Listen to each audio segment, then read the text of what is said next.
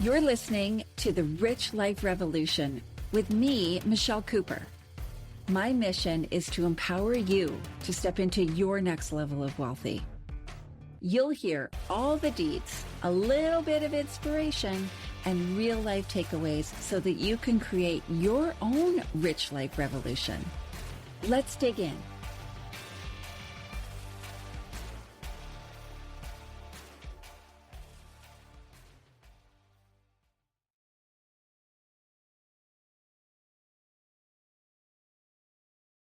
Hey, welcome back to the Rich Life Revolution. I'm your host, Michelle, and today I want to talk to you, and I wonder if you've ever felt stuck on that safe path and wondered what it might look like to build a life and a business that actually lights you the F up. Well, in this episode, you're getting your cosmic permission slip. Today, I'm chatting with the incredible Gabriela Fiorentino, who is the founder of Nest Earth, a passionate sustainability advocate, entrepreneur, and total powerhouse mom. Gabriela didn't follow the traditional rules. She created her own rules. And in this episode, she's sharing how to manifest a business and life that align with your deepest desires, not just your LinkedIn profile. We're diving into manifesting your dream work, ditching imposter syndrome, and making sustainable living simple, all while balancing business and motherhood without burning out. So if you're ready to reclaim your time, trust your instincts, and take bold, aligned action, buckle up, sister. This one's a soul stirrer. Let's dive in.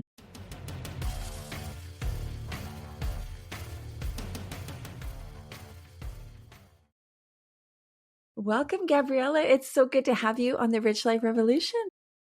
It's amazing being here. Thank you so much for having me, Michelle. Oh, I'm so excited for our conversation today. Holy moly. We're going to be talking all about all the things that I love.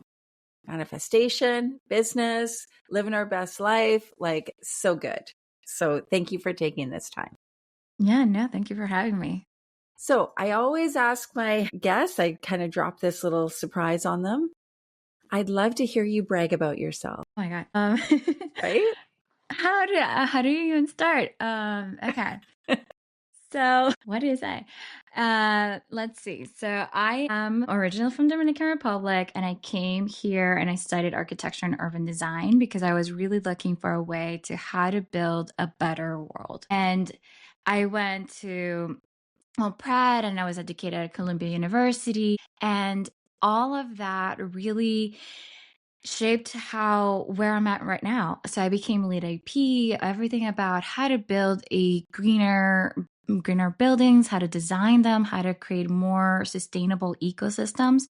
And that really led to where I'm at right now, which is as a founder of Nest Earth, and which is essentially is a safe place for parents and a real place where it really to create a thriving planet where parents can also feel that it doesn't have to be overwhelming. It can be very approachable. It is honestly about real life parenting solutions that just makes it more simple, because at the end of the day, we are raising the future, and therefore we want to build the best future for them through our daily actions and how we can make that easy, fun, and really accessible. And so that's where I'm at.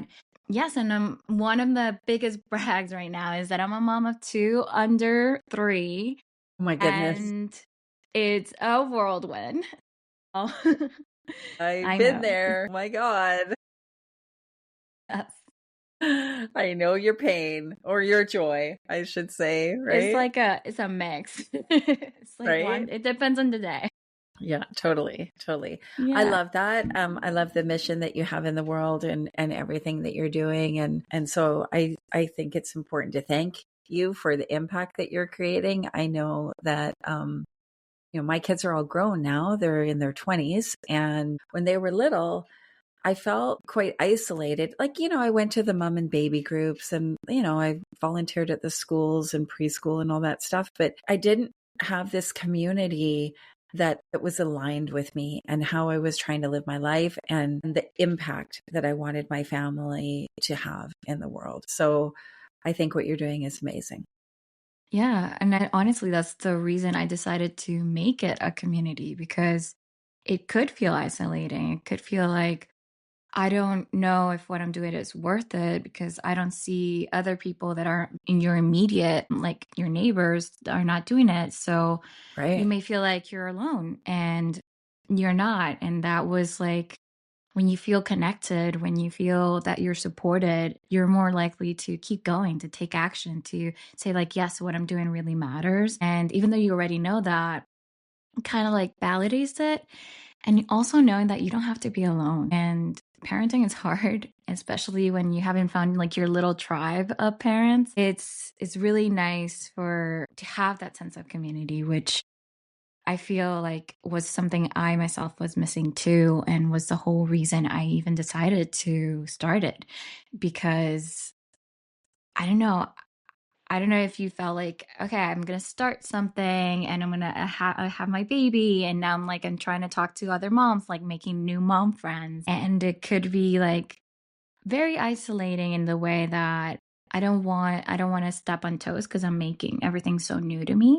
Yeah. And so really having that we're all on the same journey, we all have the same values, we're all wanting the same things, can really be reassuring in a way. I love that.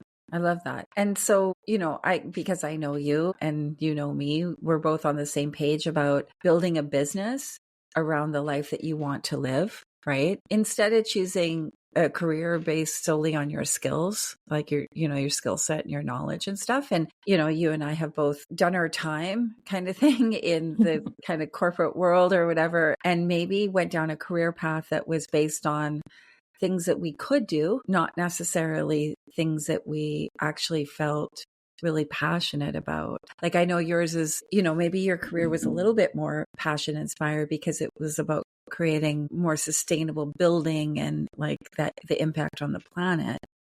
Can you tell us a little bit about that?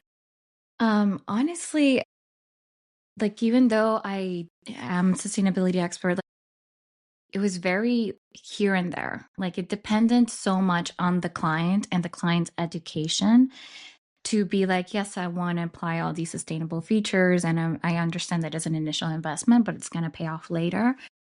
And just like the lack of education behind that from the client was sometimes very limiting to do those things. In terms of being in architecture, it's not sustainable way of living. Like nobody tells you these things. Like it's not really a thing. Like we do all-nighters at college and all these things, but in architecture you still do them when you're a professional, and you're expected to kind of keep doing that. And it's like, who in their right mind can keep doing this? Nobody. We need sleep, we need to like process things, and Mm-hmm. we need to live our life. We can't just be living our life for the job. Yeah. And it's like, that's where it all started for me, honestly, was when I became a mom. I was like, I want to spend more time with my kids. Mm. They're this age, so for such a short amount of time. And I want to live that. And what really frustrates me, honestly, is that you're kind of like, I don't want to say pigeonhole, but like you're guided into like, you got to go to school, then you have to get an education, you got to go to college, you got to, and like all these skills and things that you're being taught. Yes, they're amazing to learn all these things, but any skill can be learned if you really are determined to learn it. And instead of really, like, that's the roadmap that they lay out. And what really frustrates me is that what it should be is more like, what is the life you want to envision? How do you want to live your day-to-day life? What is it that you want your day-to-day to look like? And what are your goals? What is the ultimate thing that you want to be doing on a day-to-day basis? And then let's work backwards from that. Okay, what makes sense? How can we like then shape a life that then supports that vision? Like I feel like it just works backwards today. It's like you got to do Mm-hmm. this instead of like asking, what is it that you truly want out of life? I feel like it wasn't until I became a mom that I really started questioning that path. And I don't know with you, but I'm pretty sure because I remember you mentioning how like you were in corporate and having to work all these long hours as well. And it's just how, I guess, how that what's being taught is not, is this roadmap that it's is destined to create entrepreneurs. It's destined for people to say, I want to live my job and create my own business. Because I don't think anybody, well, some people may like have in their mind, like, oh, I'm going to make a business from day one. But you're kind of guided to that because you, at the end of the day, you do want to be living this life. I want to be having time where I can own my time. Time is a Totally. precious resource.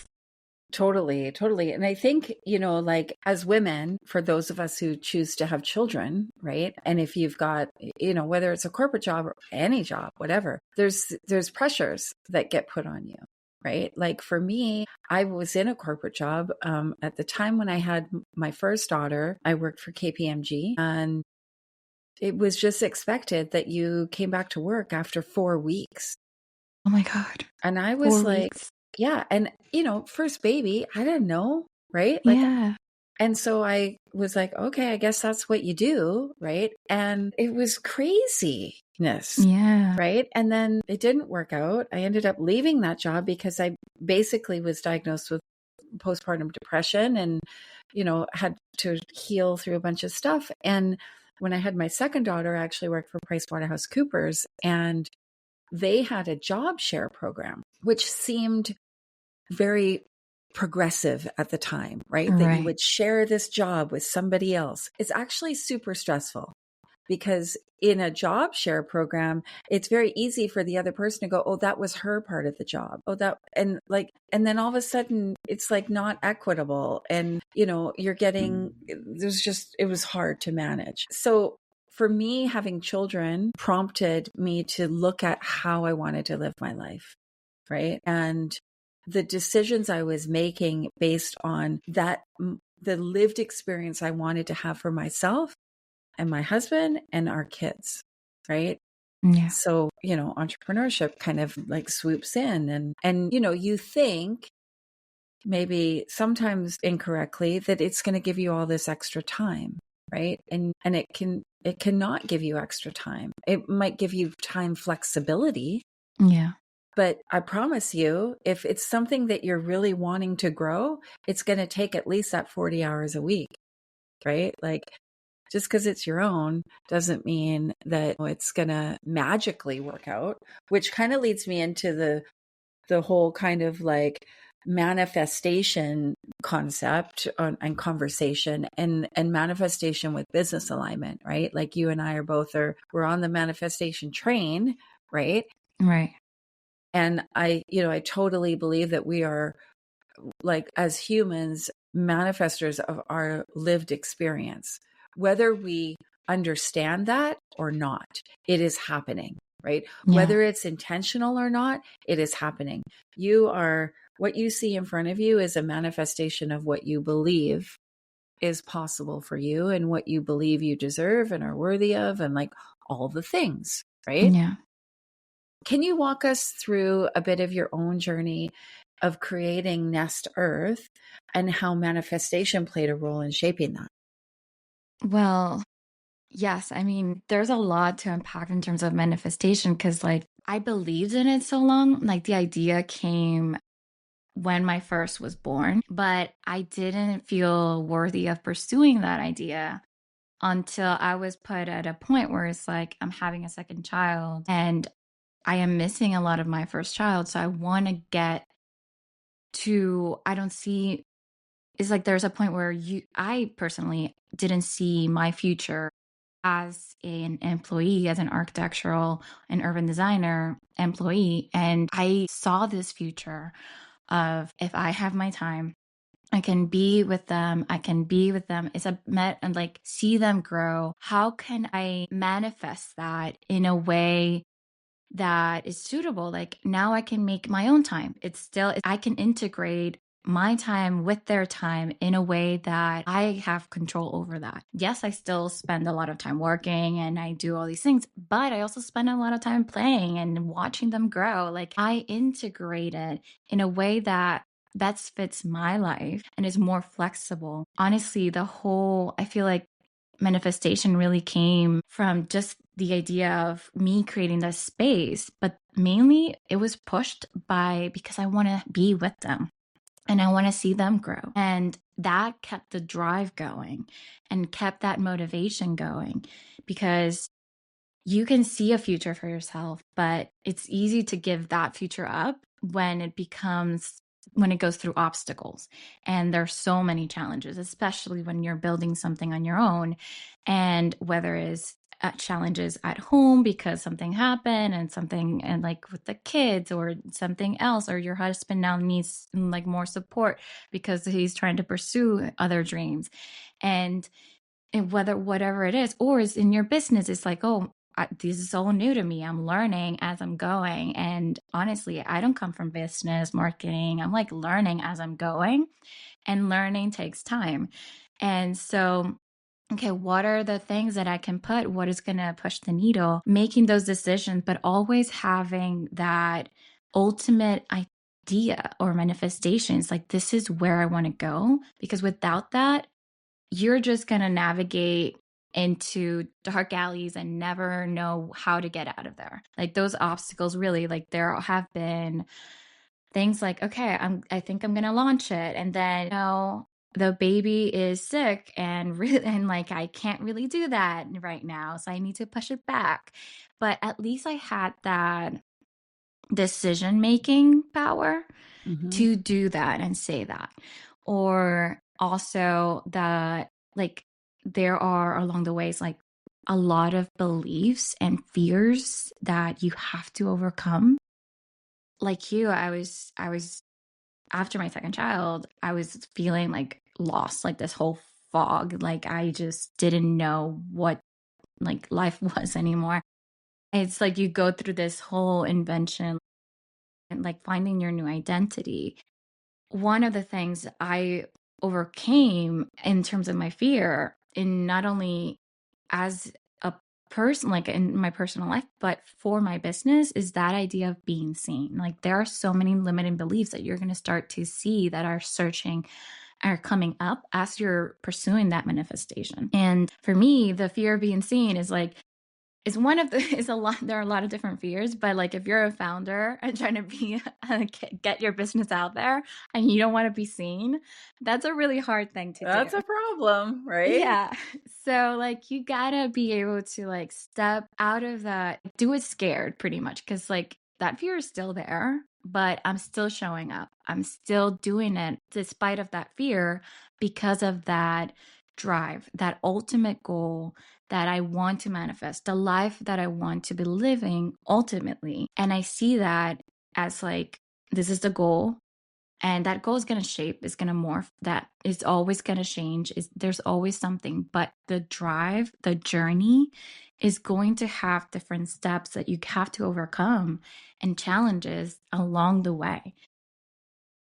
For me, like that manifesting Nest Earth and where it comes, like, I will tell you, like, I couldn't do it alone.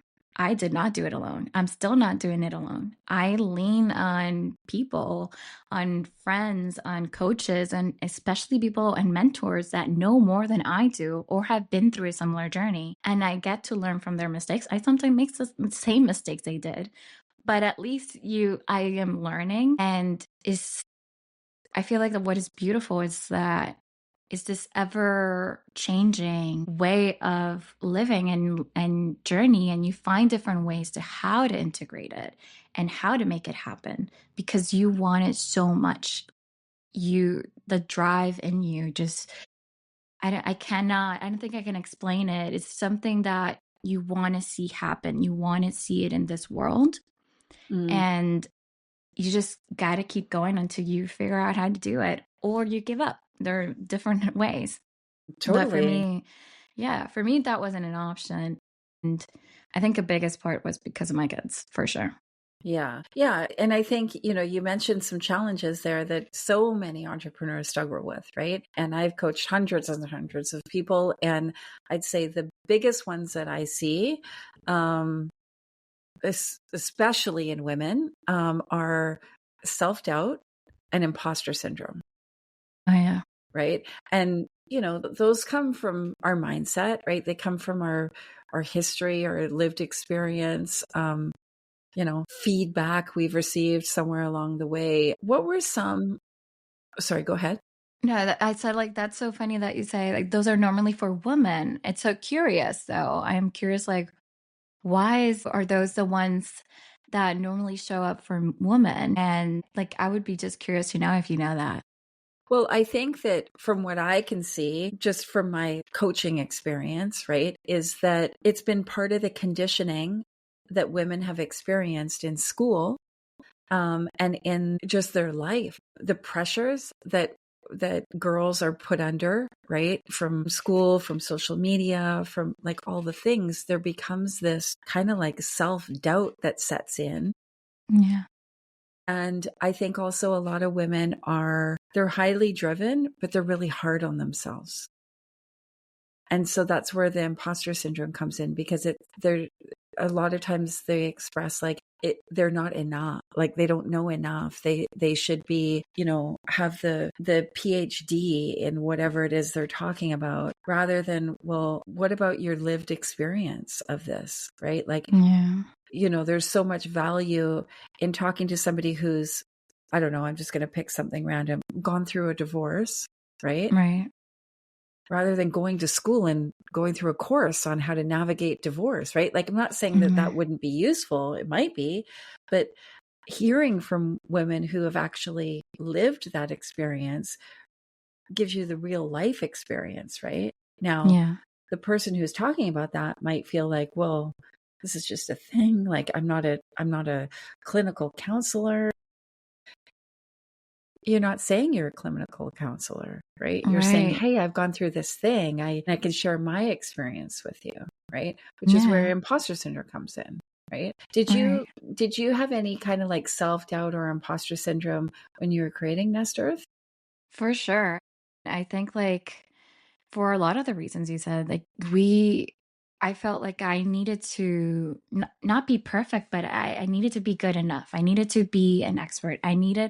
And I think that stems from, I guess, I think, like, as a woman, I felt that I needed to be 10 times better than my counterpart. I needed to be 10 times better at just to be recognized, just to be seen. Like, I come from Dominican Republic, and so there is more of a machist culture. So I needed to be 10 times better than my male counterpart. I needed Yeah. to be every single step of the way 100% better and never fault.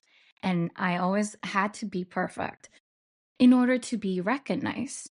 And by doing 10, like, honestly, working harder than my male colleagues, like, back, I was in high school there. So, like, I had to be better than them when they just, like, did it so fast, like, nonchalantly, like, whatever. And they got like the same. It's like, that is not really true. Like, I'm the one trying all these things. And I guess it stems from that, from like childhood, literally. Like, we're expected to be more without having the same recognition that we're doing more. Like, Yeah. even when I was working in like corporate in an architectural firm, I was expected to take care of a newborn, full time, take care of a newborn while working. So you can imagine, I was taking calls while breastfeeding and trying to like design with one hand. And like, I just like, it's a juggling act that we're just expected to do, but not given, I guess, not given the wire, like the tools into where this is not like, I guess, the reasoning behind it. Yeah. And I went through a lot. Like, I thought it was imposter syndrome. And I did go through imposter syndrome. I was like, no, I'm good enough. But now what is holding me back now? And so there are different things that will continue to hold you back. And there is a point where you're going to say it's enough and like try to talk. What helps is talking with other people, like talking with you. Yeah. And understanding like you're not alone. You're not the only one going through it. And it stems from different things, as you said, like shared experiences, what you've lived, what is actual pressures that are being put on you. Yeah. And I agree. And I think that also like it's also about standing up for what's right. Right. And that can be really hard. Right. And it might mean that you need to leave that job or career or whatever, marriage or whatever. Right. Like I see so many times that women are expected to be the main person in the household and hold down the job. Right. The right. part-time or full-time job, whatever it is, and then all the other things. Right. Exactly. And it's just an expectation. Right. I had a conversation with a friend who has a job that's, 30-ish hours a week, a little bit more maybe, but she's got 3 kids. Right. And she does all this stuff at home, all the cleaning, all the shopping, all the food, everything. And she's trying to navigate that. And it's just an expectation from her husband that that's all her job. That is all part of that category. Right. Yeah. It wasn't like delineated. Like Yeah. these And are the roles and responsibility. yeah. And like it's like he has not an awareness that she has a job too, and a job that she loves. Right. Yeah. It's a career for her. And like, he doesn't even take her job seriously. But it contributes more than 50% of the income. Yeah. It's navigating the that, mindset. right?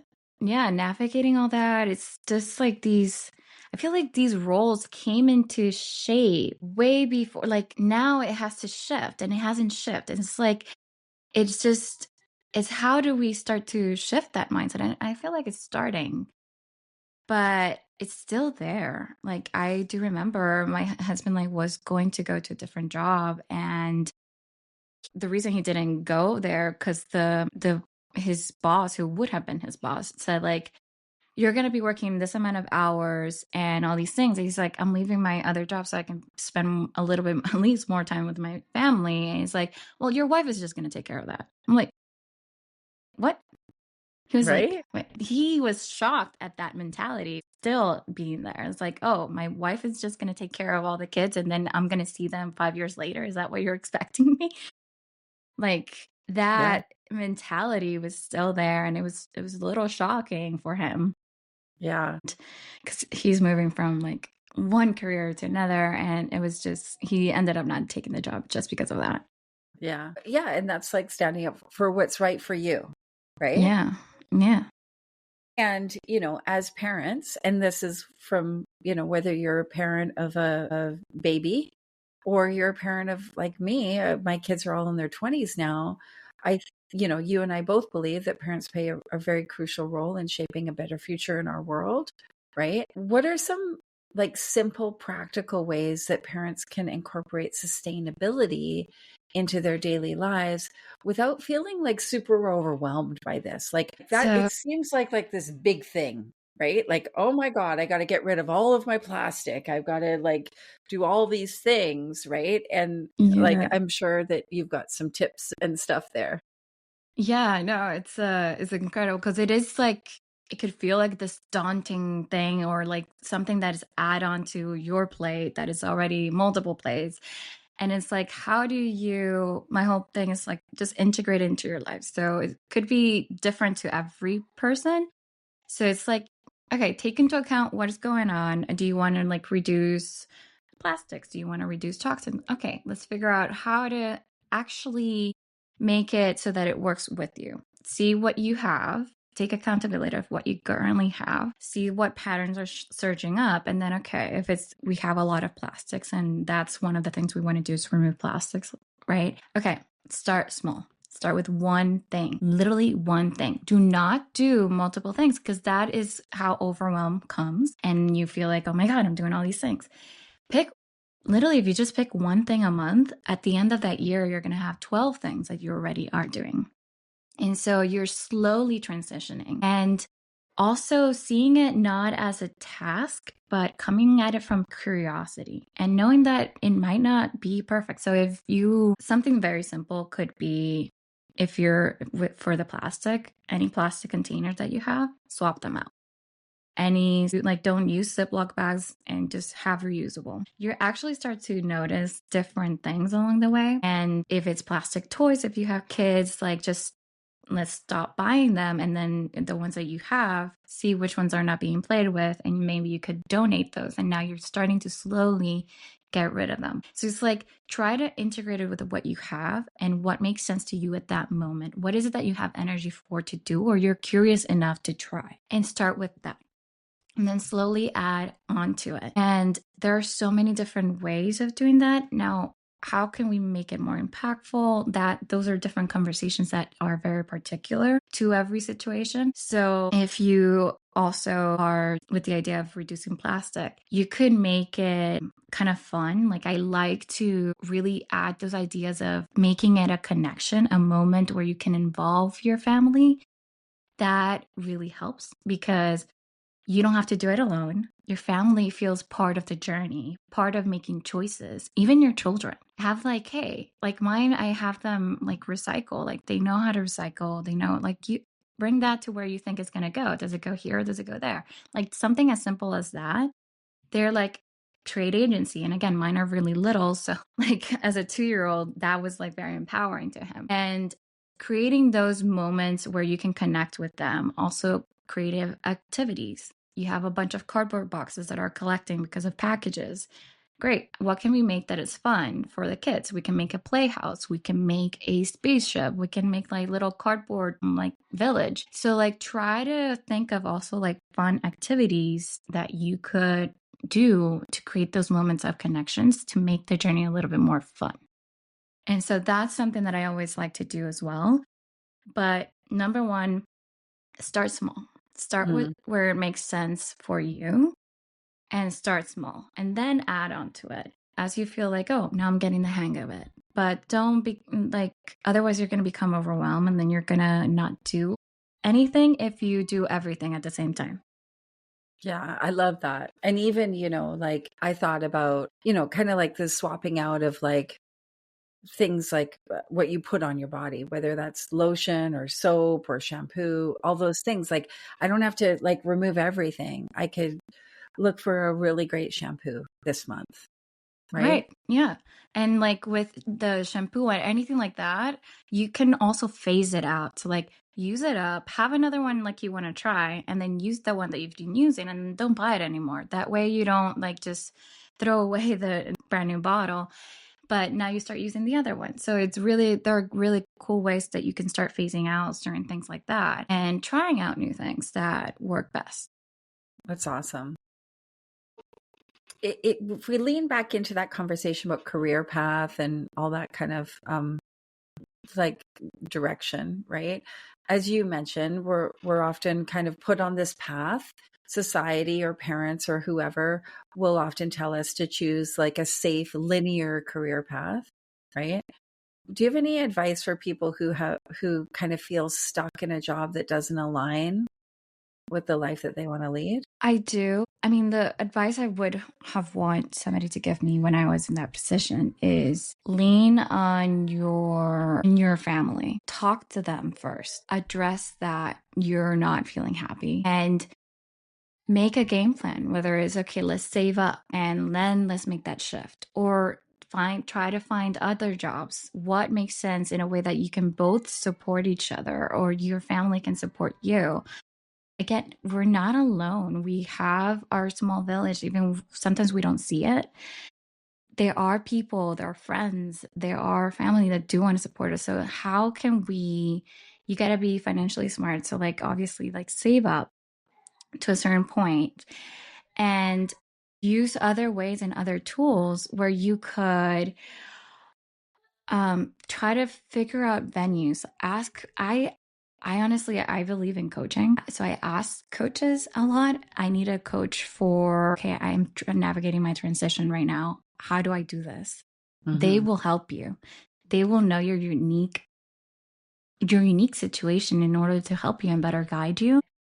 for me is knowing that I wasn't alone and knowing that I could talk with somebody about it and knowing that I could create a support system, whether it was financially, actually like tagging, like, okay, maybe we do part-time work here and put part-time there, like how to navigate that transition was one of the biggest things I could do. I could actually give advice in terms of like know where you want to go and how to navigate that transition in a way that maybe looks part-time, maybe looks like saving up. If you really do not like your job, maybe try to find another job that could potentially help meanwhile while you actually do that. Something I've done is like I've done remote, I've done freelancing. I started a little bit of freelancing and then started taking that on a little bit more. So trying how to create like a transition plan, I think is one of the best things. Yeah, I agree. And I think that having resources available to you is really important. Like you mentioned, like having that conversation, right? It's just so you don't have to make sudden pivots. You should just start having a conversation, right? So yeah, I love that. This is such a great conversation. And I really want to thank you for your time. I really, really appreciate you taking the time out of your day to do this and to share your story and your resources with the audience at Rich Life Revolution. So thank you, Gabriela. No, thank you so much for having me. That's amazing. Yeah. It was exciting to have the conversation. So we're going to put all your contact details in the show notes and stuff, but where do you like to hang out online? How can people follow you? Where's your favorite place? My favorite place right now is LinkedIn. Okay. And you can always find me there and send me a message. That really, I don't know, I just find it very easy and really nice to just talk and connect with people and get to know them. That's awesome. Well, we'll put the links in the show notes, but LinkedIn is your preferred place. So yeah, we will see you soon. Thanks for stopping by. No, thank you for having me. Bye.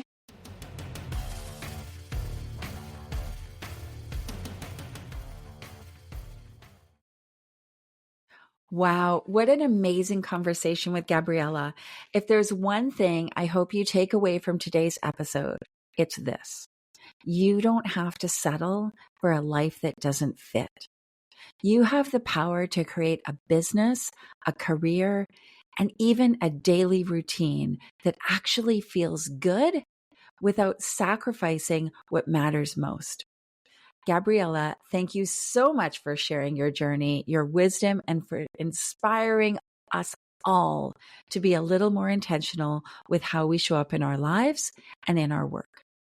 If you love this episode, take a screenshot and share it on Instagram, tag me at Michelle B. Cooper, and let me know your biggest takeaway.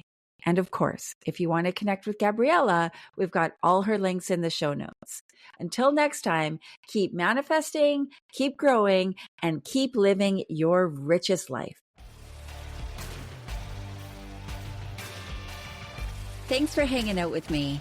I hope you got at least one gold nugget today. Be sure to grab your copy of the Rich Life Revolution workbook to help you set the foundation for your next level of wealthy. Get it now at richliferevolution.ca, and I'll see you later.